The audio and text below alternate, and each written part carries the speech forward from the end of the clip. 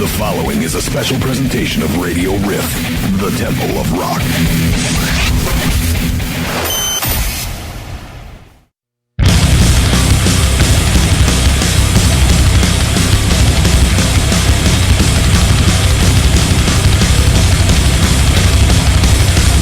Drop the hammer!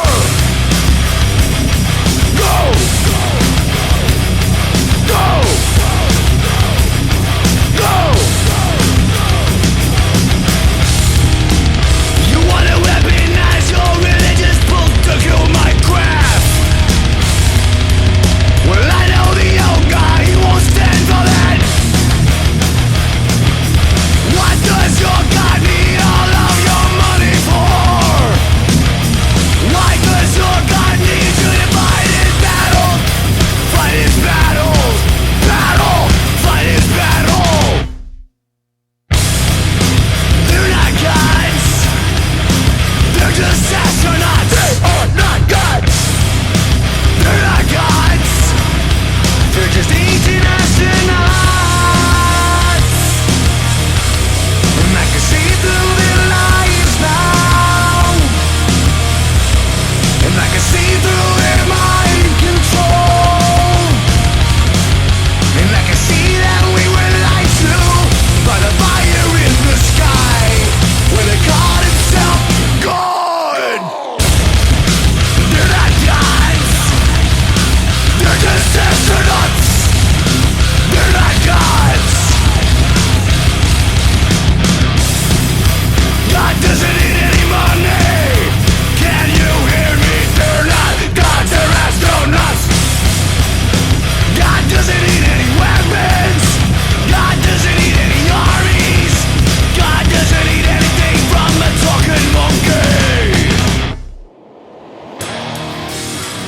We're all just slaves in an intergalactic market. Religions are used to keep us all in check. Some may feel this, some may think this, but I wanna talk about it, about it.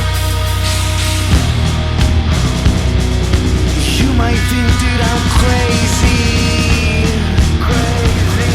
Sometimes I think it too. But even if I'm crazy, it doesn't mean it's not true.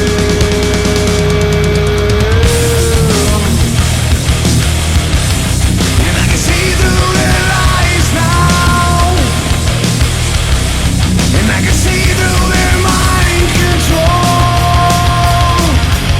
And I can see that we were lied to by the fire in the sky, where the God himself God. I can see through their lies now. I can see through their mind control. And I can see that we were lied to by the fire in the sky, where the God himself God. That's not God. They're just astronauts. They're not gods. They're just astronauts. Okay, this is DJ Diva Satya in the Radio Riff Studios. I'm talking today to Tito Quinones of hardcore metal band SAINT DIABLO. How's it going, man? Doing really well. Thank you so much for having us on your show. Delighted to have you on. Currently, you guys are out on tour with Seasons After, Everybody Panic, Dead Horse Trauma, Murder FM, and you're in Louisiana today, is that right? Yes, ma'am, we are. Seidel. How is it down there? Well, today it's a little rainy, but to be honest, it's still wonderful weather. So we're really, really excited about tonight's show. It's a Tuesday, but from what we can tell, people are pretty excited about the show around here. There's a lot of chatter, a lot of nervous energy, a lot of Twitter sphere action going on. Yeah, I so wish I was tagging along right now for that warm weather you guys are having. It's cold up here in Minnesota. Yeah. As of now, you got 9 shows remaining on the tour, 4 dates in Texas, and then you wrap up in Florida. So still the warm weather continues for y'all. Yes, and it's a nice change for what we've been in. When we started off the tour in Kansas City, it was arctic, to say the least. Yes, yeah, they've really been getting hit hard lately. You're out supporting your album, Devil Horns and Halos. Your sophomore effort. Tim Gilles produced the album. If you guys don't know who he is, he's worked with bands like Anthrax, Nino, Taking Back Sunday. You were really excited to hook up with him. Can you tell us a little bit about the recording experience? Oh, it was like basically, you know, when people join up the armed forces and they break you into a little puddle of human goo. Well, that's what he did for us as musicians. We were just a little puddle of musician goo when he was done with us, and then he molded us into what we consider to be top-notch musicians and ready to show what he's taught us. He's made it to where we write differently, we rehearse differently, we record differently, we look at our whole music process completely different now that we have been touched by Tim, and so to speak, and to the point where if we never work with him ever again, his fingerprints will still be on everything we ever do. He's just changed us as a band. Boy, that's an amazing recommendation. So you're pretty happy about being totally reconstructed as a band. Yeah, well, see, I mean, he had a good good body of experience within us. So breaking us down into a little puddle of goo really just made it to where he just took out all the ego, took out all the think you know better than a seasoned trained professional, took out all the stylistic nuances that aren't great, took out all the noise and was able to just work with our experience as musicians, as we've been around for a minute, and he took out all the stuff that just wasn't productive, was stuff that was limiting us, making us look at ourselves in a way that in and of itself was pigeonholing us. Well, he made a greater view of us within ourselves. We were able to see ourselves a lot better and bigger because of the way he presented us to ourselves. That's really cool. I like what you said about he took out all the noise. Obviously, you guys are a loud hardcore metal band, but it is sometimes hard to know when, it's too much, and you're putting in things that really ought not to be there and not the critical things. Glad you had a great experience. Obviously, you guys out there that want to record, this is somebody you need to hit up. He's a good producer to work with. SAINT DIABLO is a dichotomy, of course, of a name. In reading a little of the history of the band and what you talked about for this particular album, what I distilled it down to into my brain is that nothing is what it seems. Exactly. That's kind of what you mean about everything. I liked how you talked about the fact that the devil horns, okay, so, you know what you're getting with the people that are obviously rough around the edges, but sometimes it's the ones that appear to be the nice ones that you got to watch out for.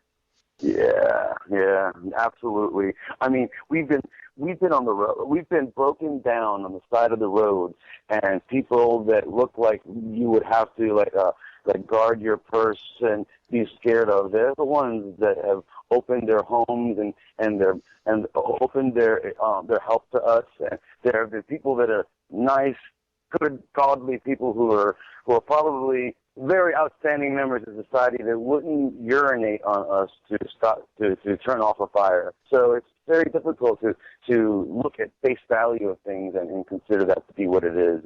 If you have to scratch the surface, nothing is what it seems. Everyone's wearing a mask, and we're all in between no matter what mask you wear. And you got to take the time to get to know people and find out what they're really like. But that's probably one of the biggest life lessons I know I've learned. So it's a truism as true can be. Now, you guys are out of the RVA area, is that right? Correct. Yeah, we grew up in Virginia, went to college in Richmond, Virginia. Our first tours that we ever did was orchestrated by people that became members of GWAR, people that became members of Lamb of God. We came up with all those people, and hopefully we'll be in their ranks in the near to come future. But for now, we're still just earning our place in rock and roll. I know the area is really good. I spent my college years in Virginia, but at the time I was not really that much of a metal fan. But since I've gotten to know a lot of people who are just as passionate about how great the local music scene is as you are, so I really need to come back to Virginia, I think, and spend some time in some of the local clubs, because it sounds like you agree that it's a great local scene.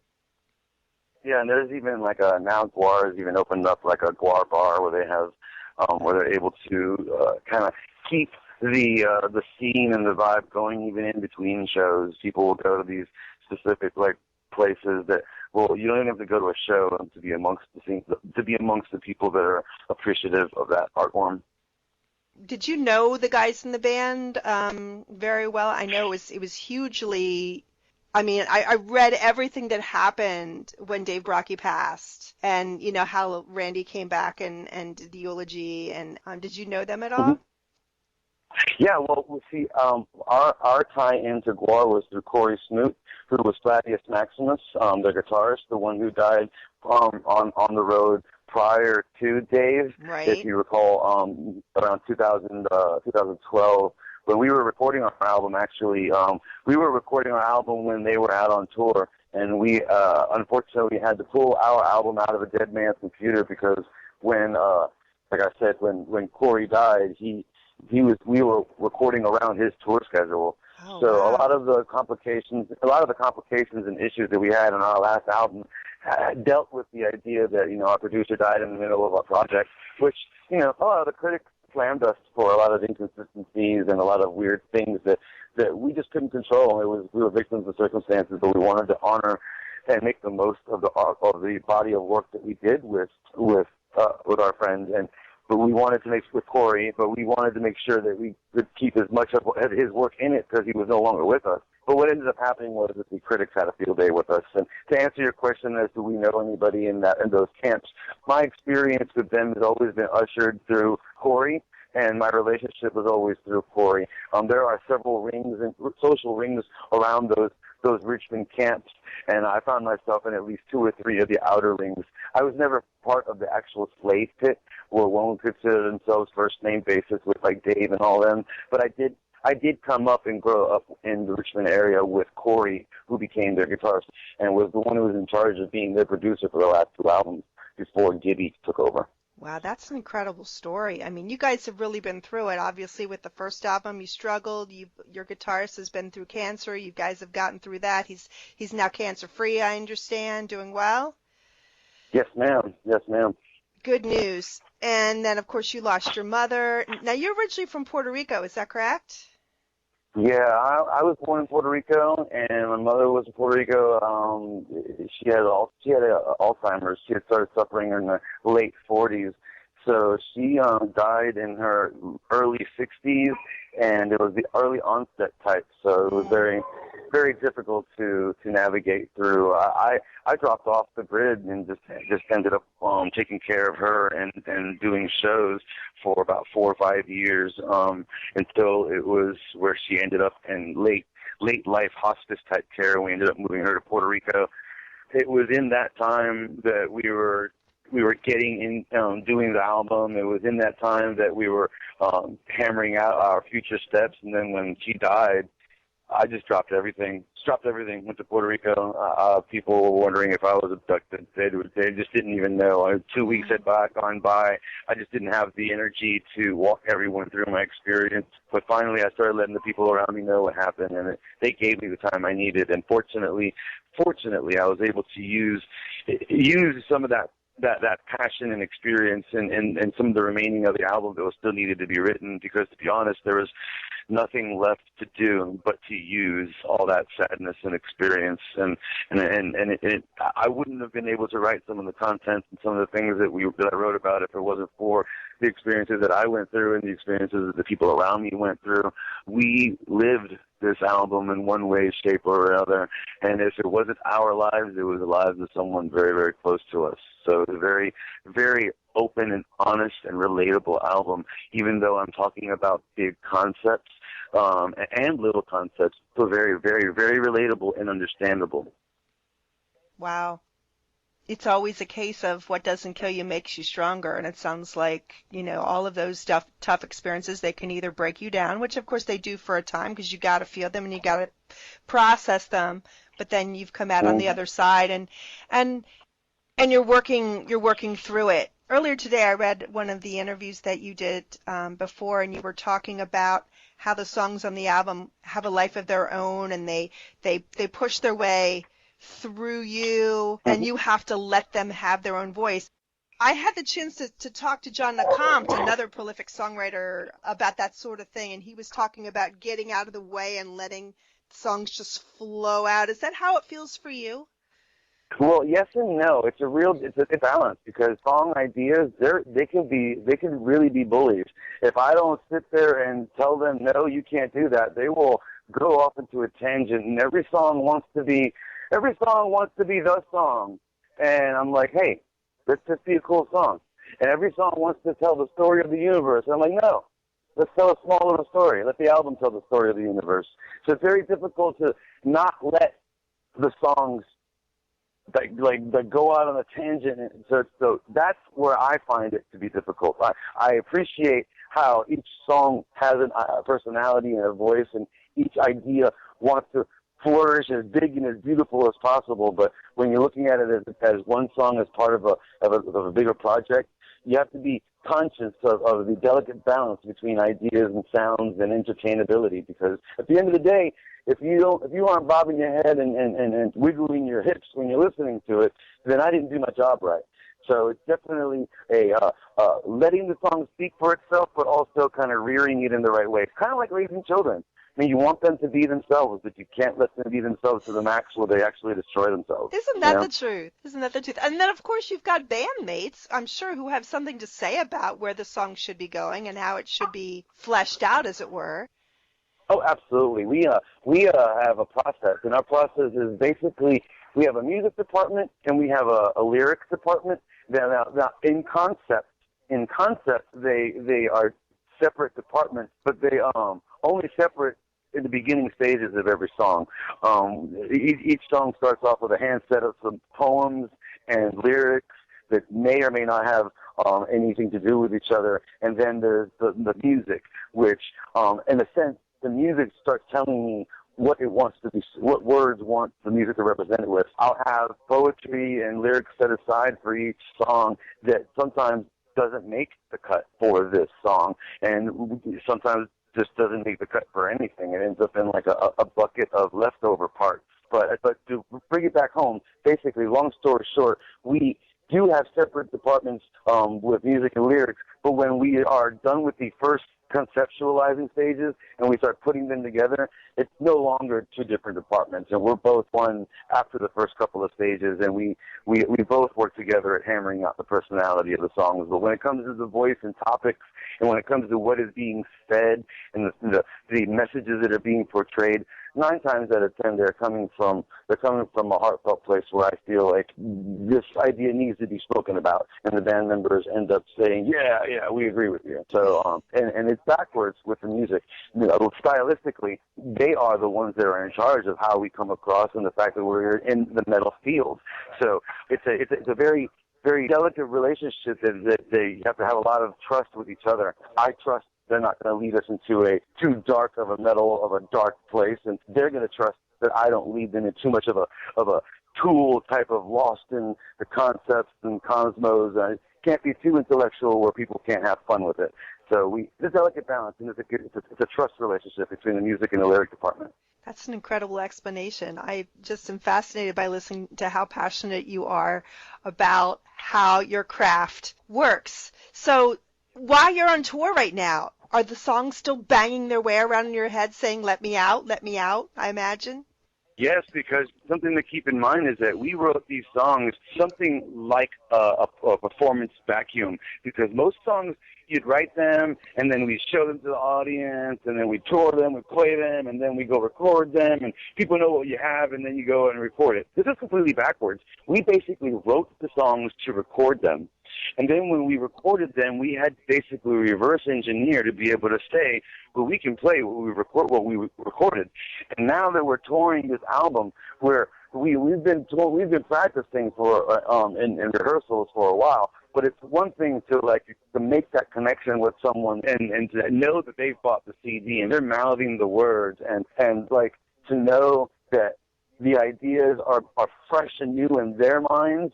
It makes me excited, and all of a sudden I almost feel the same energy that when the song was trying to write itself, it was trying to push the boundaries like you just described, like Let Me Out. I sincerely feel the songs like children testing the boundaries when it comes to, well, I know we recorded it this way, but Tito, come on, can we do it this way live? Look at how they're responding. And sometimes it really works, but sometimes I got to spank the songs and tell them, hey, get back in line. Right. Get back in line. Right. I mean, yeah, you do have to have some kind of a little bit of rain on there. That's hilarious. Oh my God, I just can see them now. If I ever am lucky enough to get the chance to see you guys, which I'm sure I will be, that's what I'm going to be envisioning. You up there on the stage trying to get through a set with all these little gremlins in your brain banging on your skull. Yeah, no, it's trying like to get out. trying to herd cats. It's like trying to herd cats. Sometimes, getting the fury to be contained is a little bit like that because each song does want to just be let out.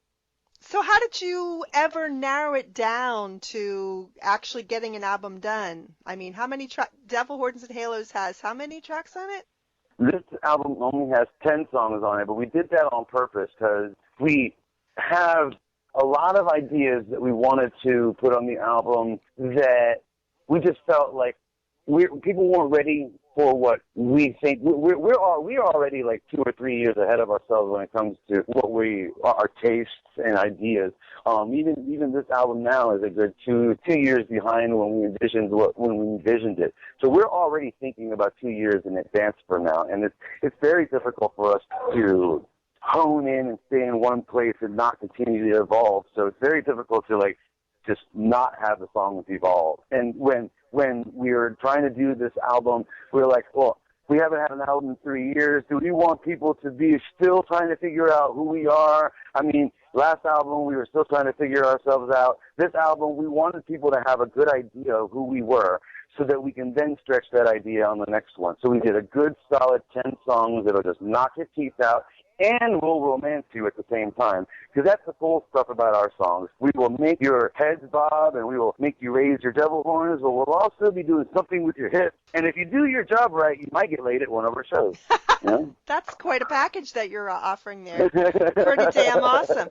So you talked about the fans that are really mouthing the words and really have gotten into it. What songs do they seem to resonate the most with? What do they really seem to like out of the new album? Well, the video is definitely be doing its job, and people have been really, Devil Horns and Halos has been resonating really well with the kids and all the metalheads. And another song that's been resonating real well is Ancient Astronaut. And for the multicultural Spanish-speaking crowd, the other song that's been resonating real well is the Dark Horse.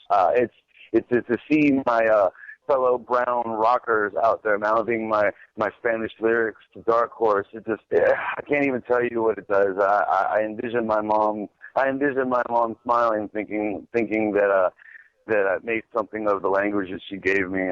It's not that big a deal to rock out in metal, but to rock out in Spanish, but in metal, I'm not reinventing the wheel. But when I look around, I don't see enough of my culture and my ideas in metal.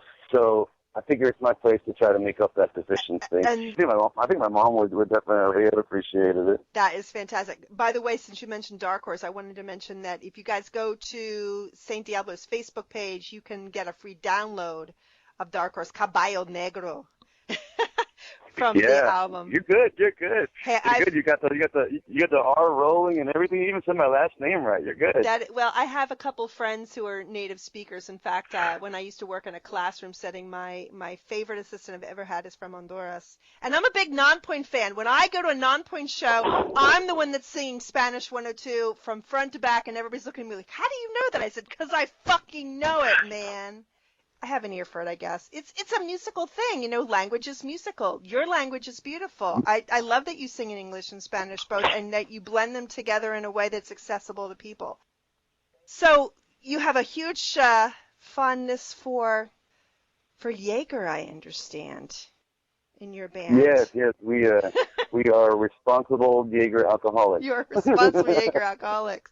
Although I heard that during the recording progress, it was back to basics, rewriting the tracks in Old Milwaukee.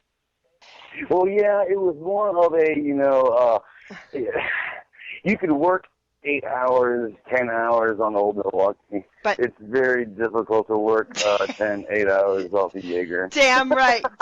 So Jaeger straight or Jaeger bombs? What's your pleasure? Oh, we're Jaeger straight. Digger straight. I mean, we don't even chase. Don't mess around. No. Yeah, we don't mess around with it. I like the Jaeger Spice. I've had that a couple of times. I really like that. What's your take on that?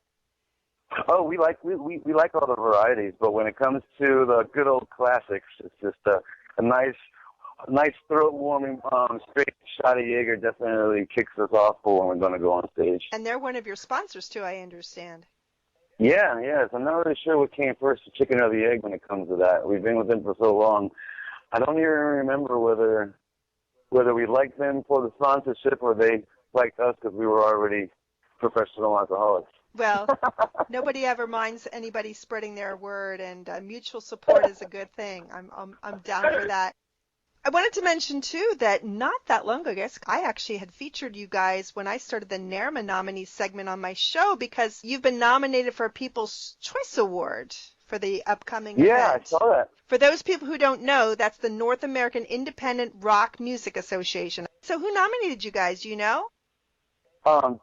Project Independent. Oh, they Jeff did. Cotton. And yeah, and you toured with them last year. I'm very familiar with Project Independent and their process. Yeah, we're an alumni band. We've been with them for over 10 years.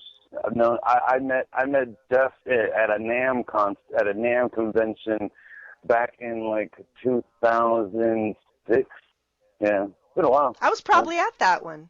But yeah, that's a fun show, isn't it? Oh my God, great show. Yeah, we got to meet Dimebag and everything. Did you? Cool. You met Dime? Yeah, we did. We got pictures and everything.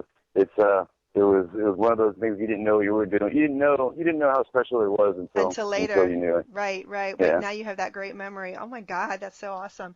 So what's next for SAINT DIABLO after the tour wraps up? You go through, I think it's like the 12th of this month, and then what happens?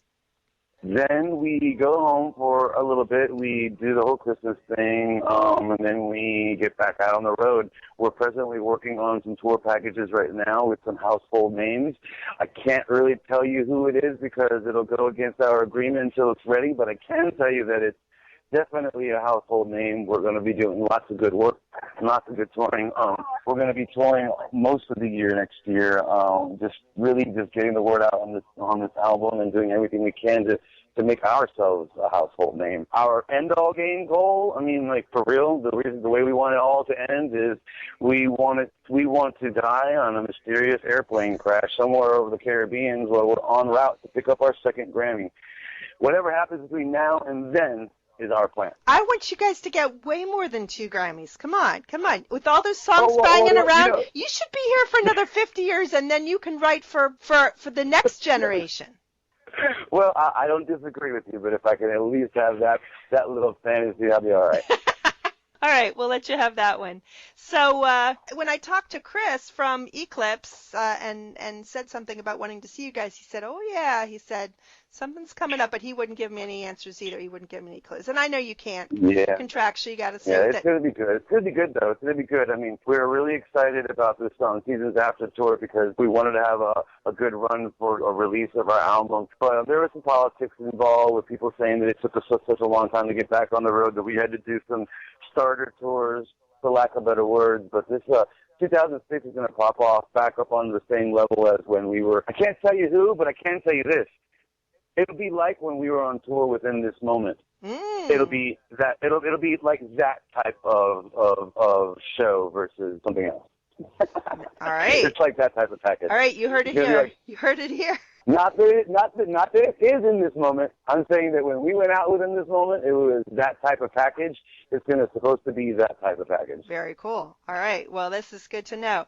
Tito, I want to thank you for spending some time with me here on Radio Riff. We're going to definitely wrap this interview and lots of great SAINT DIABLO music. You've given me some good ideas. By the way, I wanted to mention to you that I also was watching your videos, and the video for Watch Me Kill I really like. Thank you.